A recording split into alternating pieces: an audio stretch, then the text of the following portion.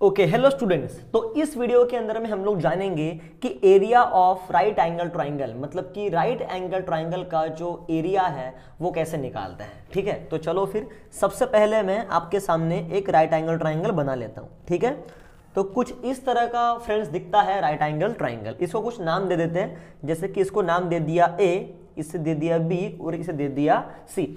अब समझ जाओ कि जो BC है वो है 6 और जो AB है वो है 10 सेंटीमीटर कर देते हैं इसको। ठीक है, सेंटीमीटर कर देते हैं। ठीक है, अब इसका आपको क्या निकालना है? इसका आपको निकालना है एरिया, है ना, क्योंकि जो मैंने ट्राइंगल बनाया वो है राइट एंगल ट्राइंगल।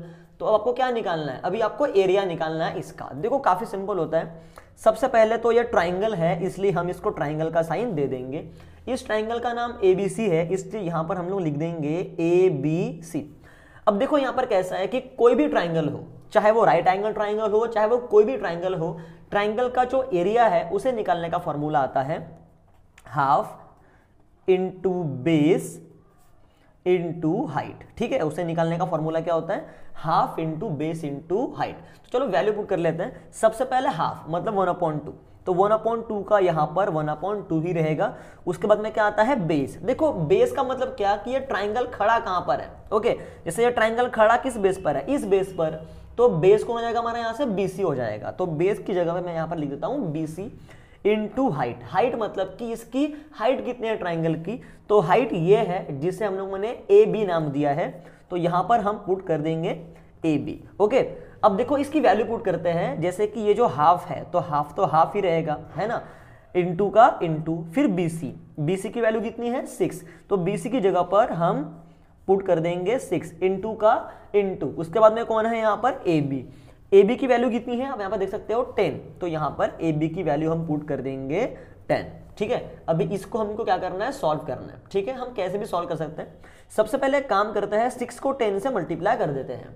6 10 का कितना होता है? 60। तो ये 1/2 जैसे का वैसा यहाँ पे लिख देते हैं। 6 इंटू 10 कितना हो जाएगा? यहाँ पे 60 हो जाएगा। ओके, तो ये हो गया हाफ इंटू 60। अब देखो 1 इंटू 60 कर देते हैं, तो 1 इंटू 60 कितना हो जाएगा? 60। और अपॉन में 2 है तो अपॉन में रहेगा 2। और जब इन दोनों को हम डिवाइड कर देंगे तो हमारा आंसर कितना आ जाएगा? 30। ओके, हमारा आंसर कितना आ जाएगा? 30।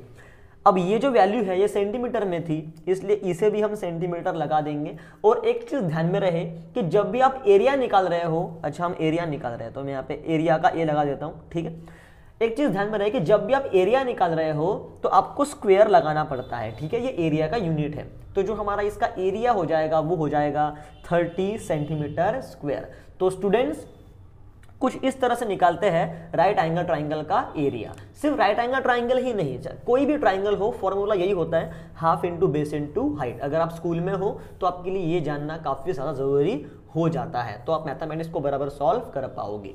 आई होप कि आपको ये वीडियो समझ में आ गया होगा। अगर आप पढ़ाई में होशियार बनना चाहते हो तो आप हमें सपोर्ट कर सकते हैं। हमारे चैनल को सब्सक्राइब जरूर कीजिए। Thank you so much. अब मिलेंगे नेक्स्ट वीडियो में अगले तगड़े कॉन्सेप्ट के साथ। Thank you.